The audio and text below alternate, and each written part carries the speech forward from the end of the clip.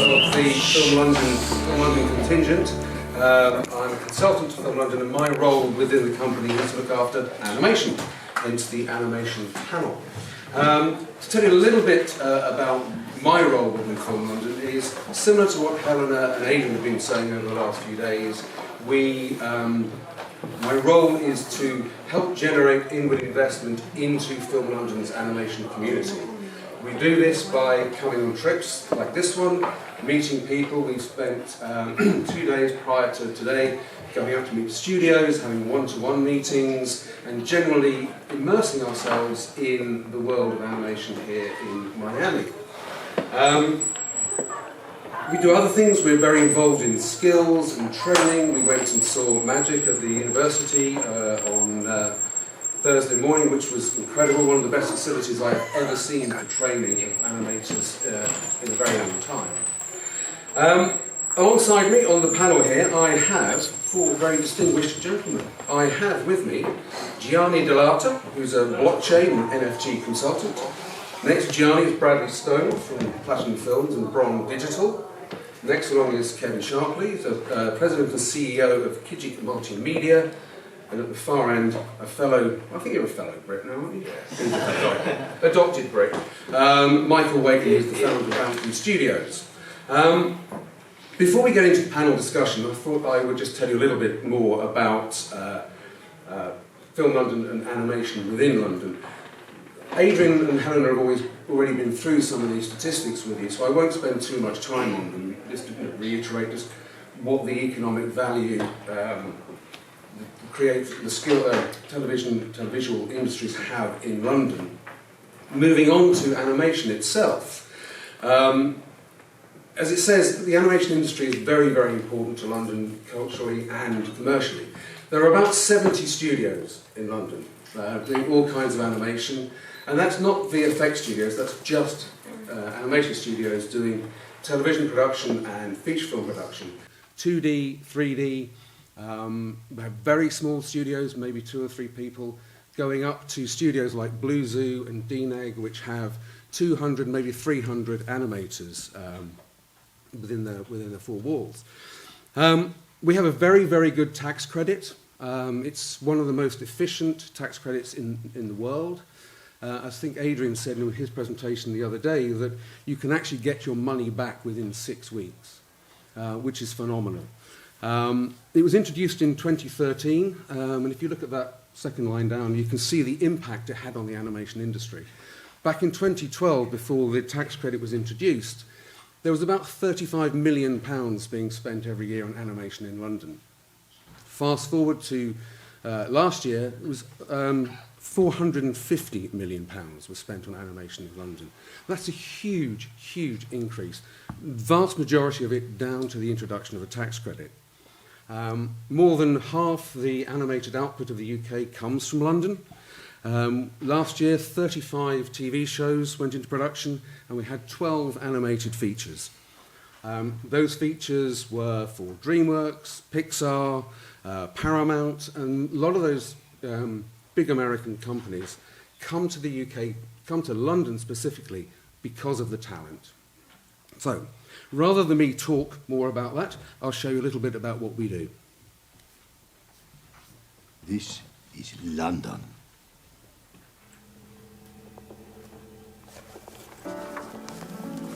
Oh, Mr. Gruber, it's wonderful.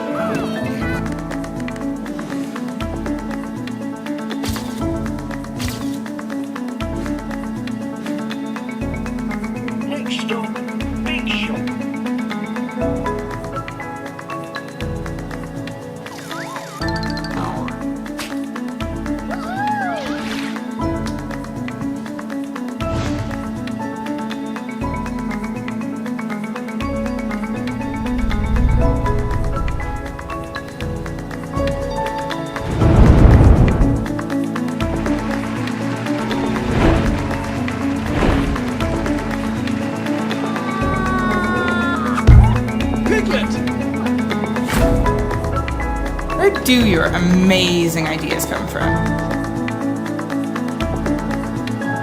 Let's get painting! Let's do business. My voice-activated device.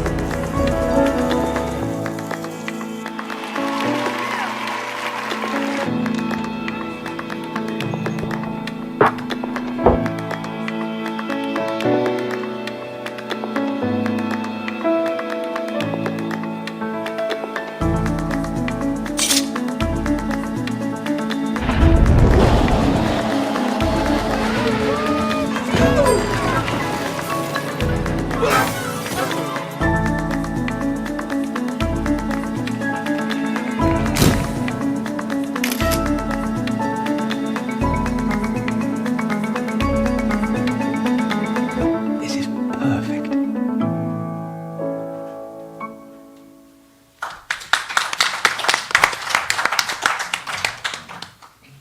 Thank you very much. As Helena mentioned in the diversity panel yesterday, we put together a new strategy for Film London, having spoken to all the major stakeholders in the capital, about what challenges, what concerns the studios had moving forward.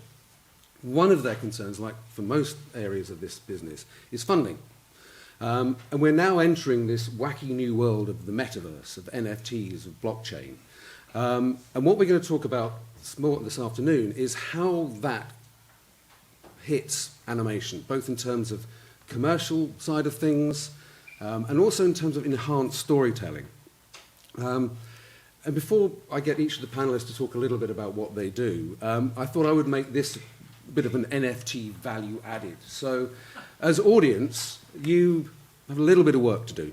I'm going to tell you a fact about the panelists. You won't know which fact relates to which person, and your job, as we go forward, is to figure out which person relates to which fact. So, I told you it was interactive. Fact Poker one. faces. Poker faces. You have to figure out, not now, well, I'll find out later. One of these fine gentlemen grew up playing baseball, and in his words, rather stupidly, still plays. Another one of the panelists was the first ever goalie to play NCAA Division I ice hockey. Another panelist completed a 50-mile canoeing expedition in the boundary waters of the North US. And the last panelist is a foreigner in his own home. He is the only person who doesn't speak Spanish in his family, and there are 4 of them. Right. So just bear that in mind as people are talking. First up is Gianni. Gianni, if you could, would you just explain a little bit about what is an NFT? What is blockchain? What is the metaverse?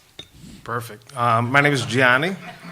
Born and raised in Miami, and I've been in crypto since 2013. I was fortunate enough to have stumbled into the home where a bunch of Ethereum people, the second leading cryptocurrency, was about to be announced, which not many people know was announced here in Miami in 2014.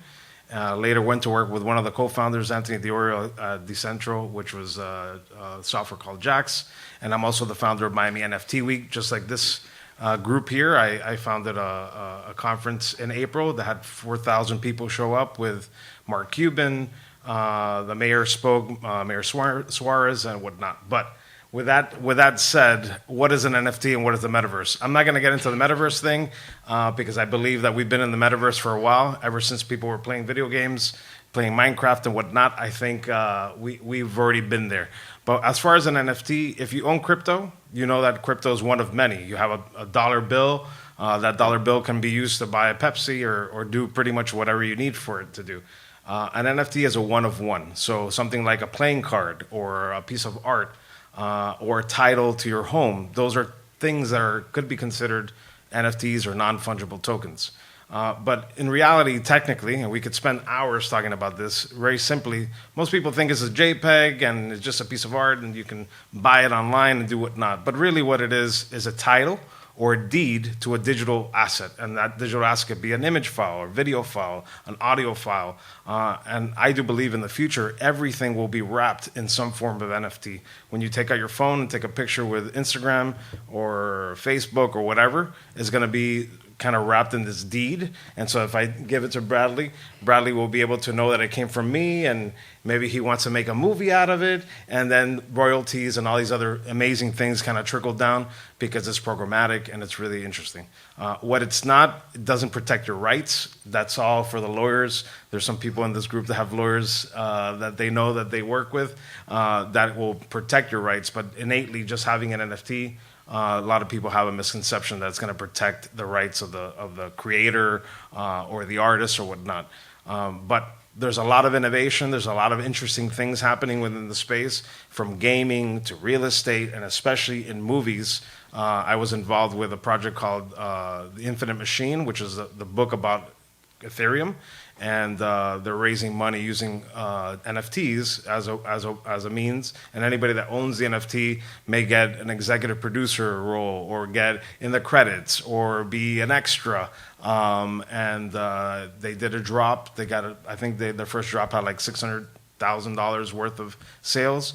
And the Ridley Scott group picked it up to kind of produce that movie. But that's just one little example, and I'll leave it at that. Thank you very much, Gianni. So we know what an NFT is. We know that it can raise money.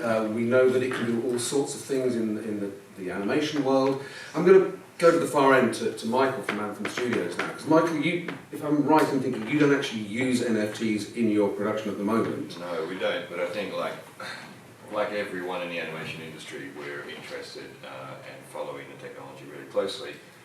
Even in a podcast that I host, I talk to people all the time who are talking about Unreal, talking about the Metaverse, talking about NFTs and how we can monetize. And that's something I hear a lot from creators. I've just been kid screen for 3 days, and as creators there, everyone's trying to raise money to make their shows, tell their stories.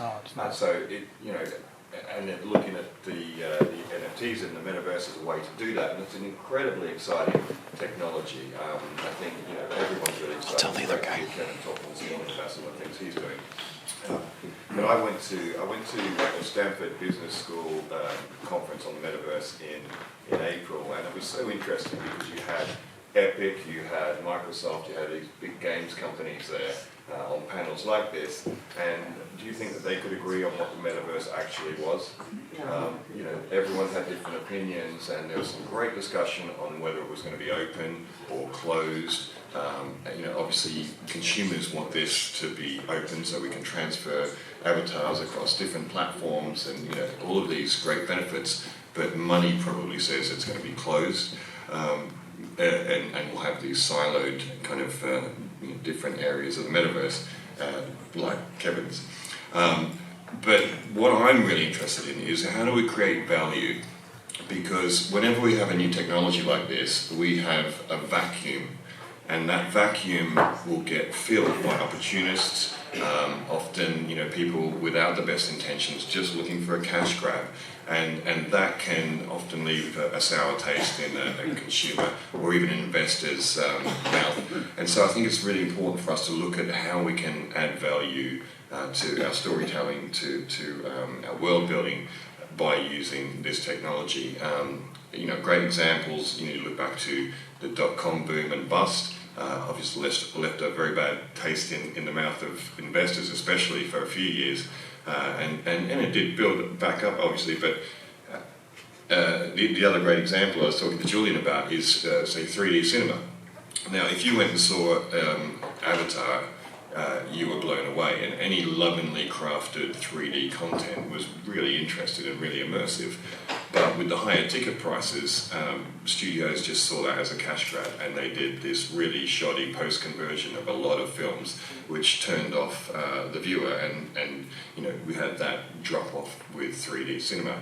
Maybe James Cameron can do it again with the new Avatar. We'll see. But I think it's really important for us to look at how we can create value. And the interesting thing, Gianni, you were saying about NFTs, it's a contract, and you can write so many things, pretty much anything, into an NFT contract.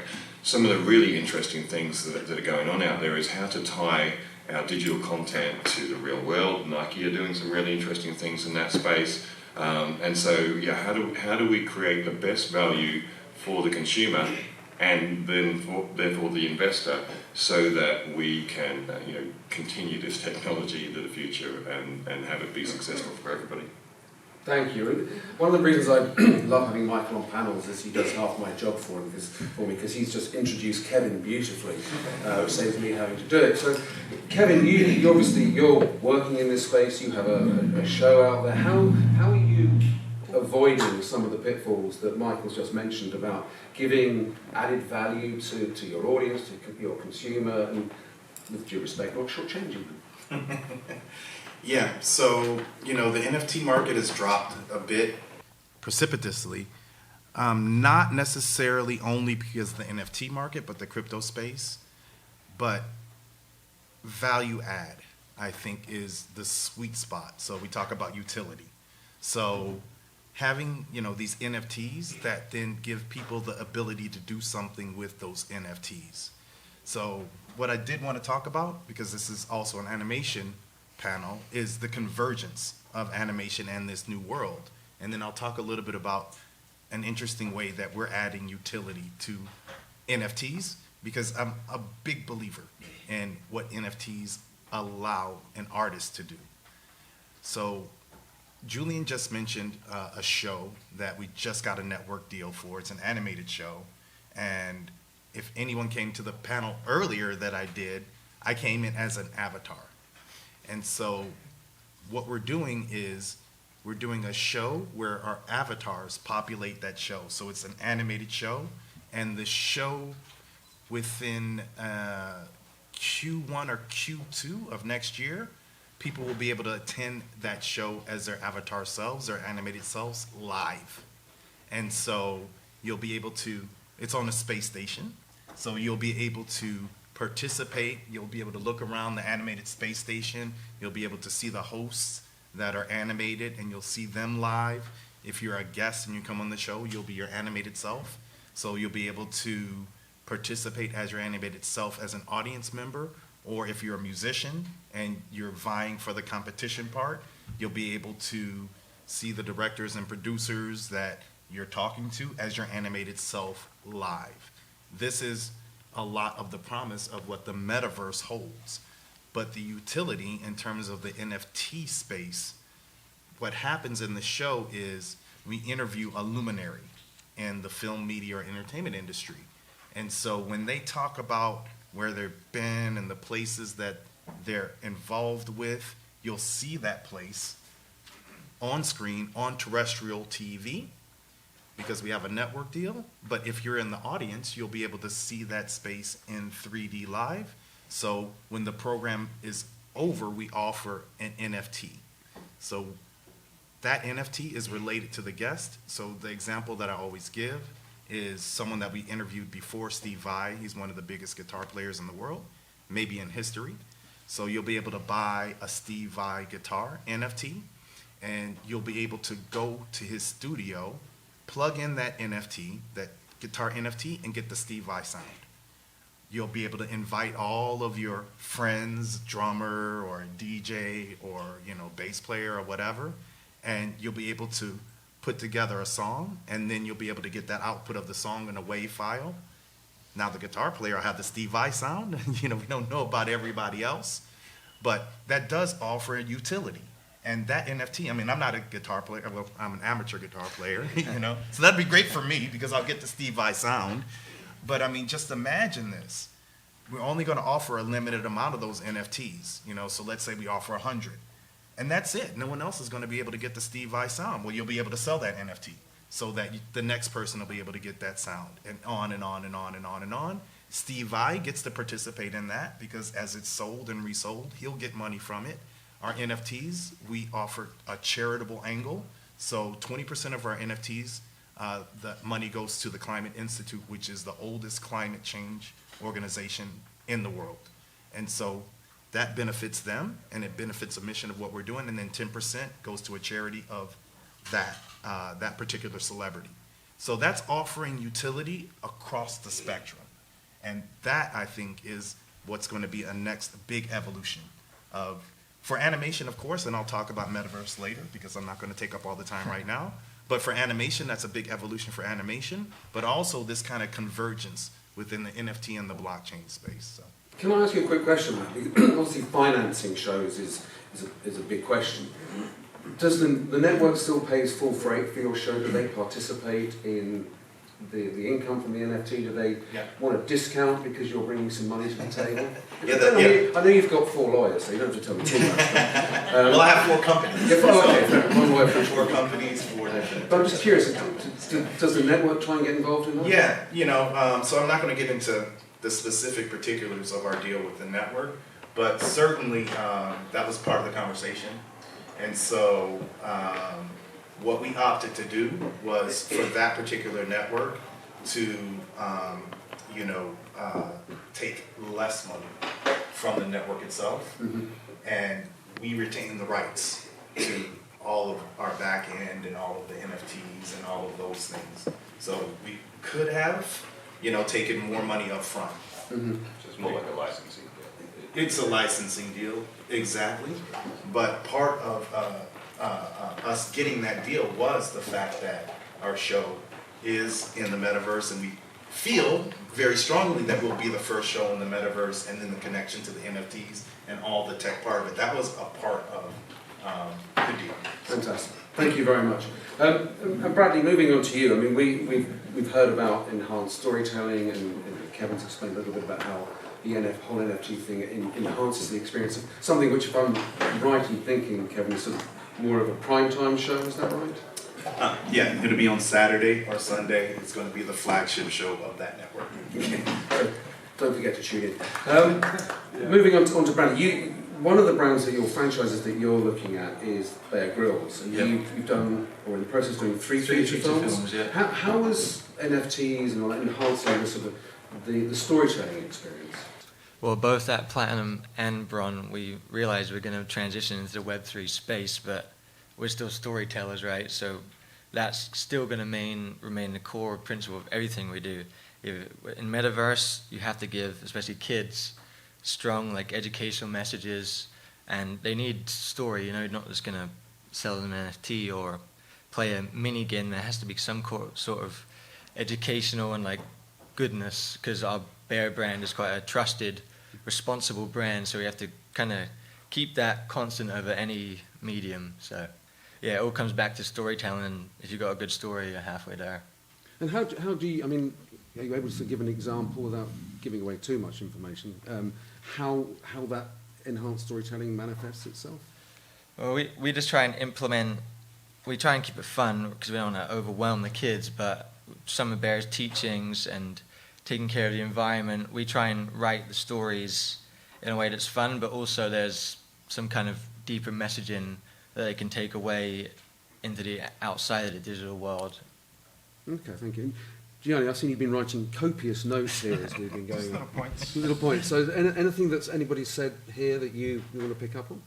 Yeah, I just want to also kind of reiterate some of the, everybody's watching what the NFT space is doing. Like we're mentioning, crypto's down, stock market's down, NFT prices are down, and that's a thing. There's kind of a misconception, right? Everybody wants to buy an NFT because a lot of people think that's a speculative asset that goes up in value, right? And for many of them, they have. Like for example, I purchased one of these called the Bored Ape, and that was like $500, but now it's worth more than $100,000. And the reason why is not so much, right? There's an aspect of this speculative thing, buying, and it's the first one and all this stuff, but they are doing a really good job, not yet doing the storytelling, but there is a story that's forming around it, because each character can own their own rights. Each character, each NFT is actually doing stuff. Like there's one that partnered with, they're licensing their image to Adidas, for example, right? Not the actual brand, but the actual character, the NFT, is not licensing that NFT to Adidas, and they're going to do something and some product placement or whatever. But the most important thing, like what Bradley was saying, is the storytelling component. Those that will succeed, those that won't go to zero, because all this is speculative. Every NFT really has no value. It's whatever the value of the community is giving it, just like a movie or just like a TV show.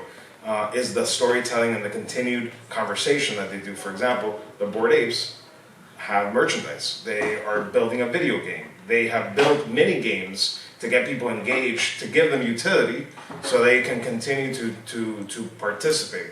In NFT NYC, they did a huge fan festival where that 3 days. They have Eminem, Snoop Dogg, and anybody that had the NFT got access to this event. So those are just a couple things in as far as utility. But ultimately, like what Bradley's going to be doing with these shows and what the animated avatar type of thing, you're now creating story, and those are the ones that are continuing to succeed. And I like to tell people, NFTs at some point will be like getting in a car and you don't know if it's a spark plug or a gas or whatever. You know that you get in that car and it moves. NFTs will be to that extent where you're going to have your phone, you're going to interact with a character in a game or a movie or an animated series, and nobody's going to care it's an NFT. It's just going to elicit some special functionality and things that can't be done other ways. So storytelling is king. Yeah, I did want to mention something. So with our avatars, which they'll be downloadable, so everyone will be able to get their own, and there's certain tiers, so anyone will be able to download a for free version, and then we have a second tier and a third tier. They're actually all NFTs. So the ownership remains with the person that gets the NFT. But I did want to mention something that he just touched upon in his part of the conversation that breezed through very quickly, which is Web3. So this is a very important point. There's this transition now from the way the web is right now, which is Web 2.0, so everything is flat. And what you're going to see in Web 3 is, and I'm going to make this as easy as possible, I guess like the 3D-ification of the internet. So if the Web3 is that people are going to take back ownership of their data and their characters. And we hope. We hope. There's a battle going on. Yes. But you'll be able to go to a website and instead of just scrolling through the shoes, you'll be able to go into a store and you'll be able to pick up the shoe. You'll be able to really see how it looks. You'll be able to size yourself because there's going to be facial recognition and body recognition. And this is not just with VR headsets. You'll be able to do it on your phone. You'll be able to do it on your tablet. A lot of that computational power is going to go into the cloud. But I'm not going to get into technical specifics. But this transition is happening right now. So if people are wondering, whether they're going to be involved in these metaverses or whether they're going to be involved in blockchain or whether they're going to be involved in the new technology that's happening, well, it's already happening and it is going to happen. So, and there is this big battle, as he just said, between who's going to, run Web3 and the democratization of Web3 and the big corporations and all that stuff, which I'm not going to get into that either. That's another panel. I was going to say, Michael, I was going to come to you because you were stealing the mic with it. As somebody who's developing new animated shows, new concepts all the time and looking to produce them for networks, is this all something that you're building into what you're doing now? Yeah, I think, going back to what I said at the start, is that creators are looking at ways, they're always looking at how they can fund their creations and their content. And what I think is really interesting is if you look at the animation industry, it's not an industry that VCs will want to get involved in normally. Investment in the animation industry has always been tough. You have to piece together financial deals from all over the globe unless you get Netflix funding the entire thing. And so if we look at it from this new perspective, VCs are putting billions and billions and billions into anything metaverse related. So if you can add value to your project that way, then there's new avenues for you to find funding. And that's interesting when we talk about Miami, when we talk about Florida, where you don't have any of these tax incentives. You need to look at different ways that you can fund your content and compete against those other states and those other countries that have those incentives. So I think it's really an interesting time on the investment side. And it's, talking about, a lot of the reason that we're here is collaboration and finding ways that people based in Miami can work with people based in London.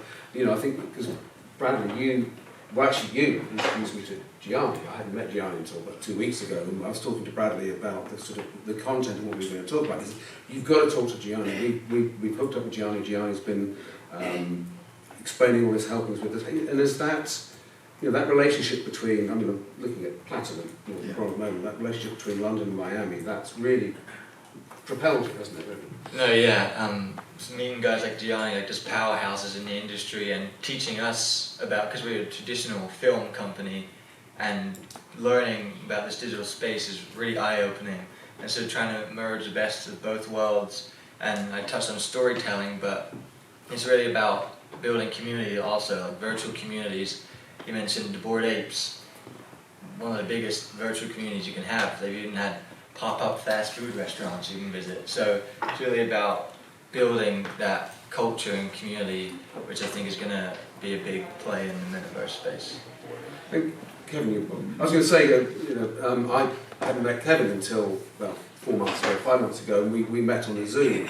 And we've been working, Film London's been working with Kevin because Kevin's quite keen on getting into the UK and finding people to partner with, studios to partner with, and networks you can get a show on. Yeah, so a lot of our staff live in the UK, so that's kind of like an easier way to have that connectivity. But in the animation space, we work with companies around the world. I mean, we have an outfit in Kenya that we work with, India. I mean, that's what I love about the animation space, actually, because it's something that you can do, and everyone doesn't have to be in-house to do it. And really, that's what's happening with the world as a whole in terms of the movement in this space. So I drew something just like really quick, and no one's going to be able to see it because it's really small. But my friends here can see it, so they can translate some of it. But so you have the Metaverse right here. And so you have the NFTs that are connected to the Metaverse. You have terrestrial TV, so, television and films and those things. You have augmented reality. You have live events.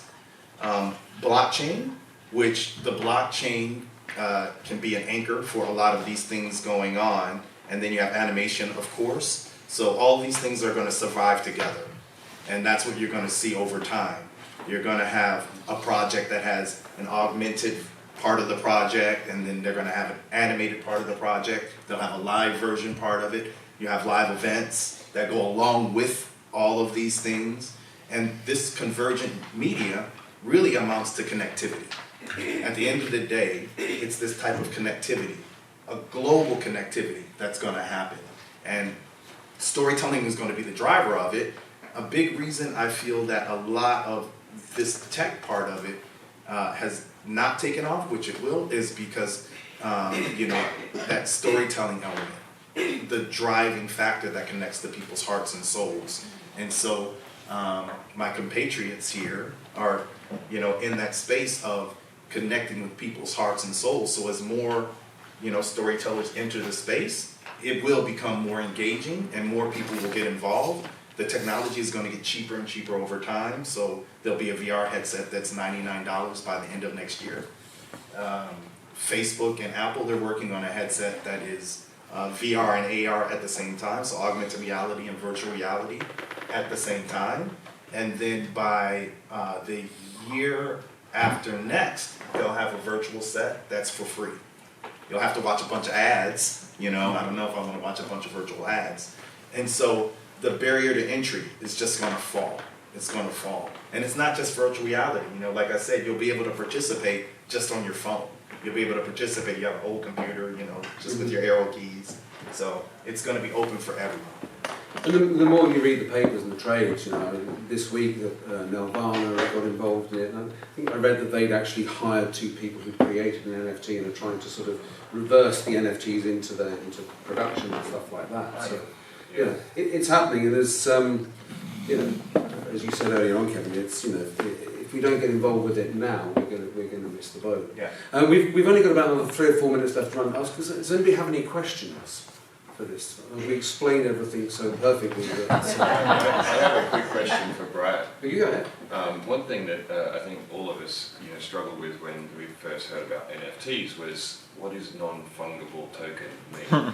And so we're in the kids and family space, and Bear is in that same space. And so how are you handling the language with kids? Is there going to be like a Bear token, or how does that work? Are you thinking about that? For now, I think we're going to move to more the Metaverse side, but when it comes to NFTs, I think we see them more as digital goods or digital collectibles, rather than NFTs that comes with a lot of... Bear cards or, that type of thing. Exactly, so it's going to be digital collectibles, digital goods, and look at stuff like Fortnite, for example, and kind of building off of that more than just strictly NFTs as we know them.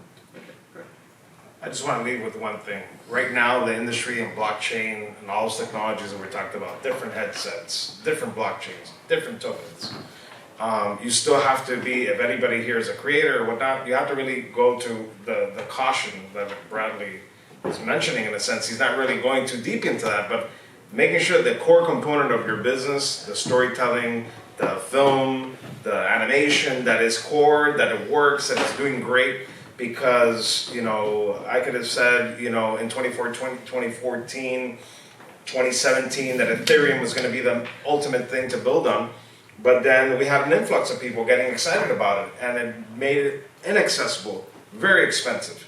It also has some connotations of climate. So other blockchains came in and created more climate forward thinking and staking and all these other cool technical terms. So I just want to urge everybody, make sure that you got your core business, your core idea, your core storytelling perfect, because these things are going to change. You don't want to kind of like get in something and then have to change gears. You can, and there's ways of doing it, but you really, storytelling is king, the IP is king, all the other stuff is kind of like icing on the cake, because if those things don't work, it's just going to make things much more complicated. So, and especially with kids, the kids, I have my son here, and I got him to play an NFT game, and he wasn't interested in making money. Yeah. He was more interested in playing the game and playing with his friends and playing in the community over the NFT portion of it, right? Yeah. So it's still not there yet, I think, to really prime time it. But people like me, are trading Bored Apes, for weird amounts of money that I still don't understand. So. If you don't understand it, what hope of the rest of That's what I'm saying. Caution. Yeah. I did want to add something, and this is for animators, so I don't know if we have any animators here, but it is a super exciting time for animators because a lot of the assets are the same across these platforms. And so you'll be able to utilize, no matter what software that you use, whether it's Blender or Maya or 3D Studio Max, Unreal Engine, of course, you'll be able to utilize these assets towards different means. So, when you do an animated film or some type of animation, typically you build it and then, that's it. Maybe you can turn it into a video game, but now you'll be able to utilize them for so many different things. So for anyone that's an animator or thinking about getting into animation right now and learning this skill set, this is the most exciting time, because that skill set is going to be huge across the board. And I said this in my first the panel I had this morning. You look at the numbers in the industries. So by 2024, the Metaverse industry will be over $800 billion. By 2030, it'll be over $5 trillion. So when you look at these kinds of numbers, I know four companies, Metaverse companies, that have raised over $100 million each. And so this type of incentivization is really exciting. It's really electric, and this for even the animation industry is huge. It's tremendous. It's the most exciting time. Brilliant. Kevin, thank you. We'll finish there on that very positive note, and I would just like to say, from London's perspective, if we could get a small slice of that 500 billion, we'd be very happy. So, to wrap it up, before we say thank you to these fascinating guys, back to audience participation. So who do you think grew up playing baseball and rather stupidly still does? Apparently, anybody who gets this right, JL has offered to come round to your house and cook a meal, so... Who do you think that was? Kevin. You think Kevin? No. Who was the baseball player? Still does? Oh, somebody else is coming. You? Me? No. Do I not like a baseball player? Go on, baseball player. Bradley. Baseball player. Michael. And he's Australian. He's English now. Who did the canoe trip, 50-mile canoe trip, northern part of America? Bradley. Nope. No? Oh, wow. Who was it? The chubby guy. Okay, who was the ice hockey player then? Bradley? JL, you're around there tonight, Chris. Well done. And last but not least, who do you reckon is the foreigner in his own home? Well, I think everyone knows that now. Why are you the foreigner in your own home? Yeah, so my wife is from Nicaragua, and then I have an older daughter. She's 21, and she's had, I said 6 years, but 7 years of Spanish, so she's fluent. And so my wife and my older daughter, back and forth all the time. And I have a 2-year-old, and so it was just 2 and 3 months. And so she already is going by commands in Spanish from, my wife. She's fluent already. She doesn't listen to you. No one listens to me. Just her. So here you are, living in Miami, and you don't speak Spanish. In Miami. I know a little bit enough. I would fit right in because I don't speak Spanish either. Thank you all very much for listening. Thank you for these guys. If you want to know any more about Film London, animation-wise, my email address is up there. Do get in touch. We're open to discussions about how we can collaborate, hook you up with studios. As I said, there are 70-odd studios there. If you've got an idea, you're looking for a partner, come to London. After Miami, greatest city in the world. Thank you very much.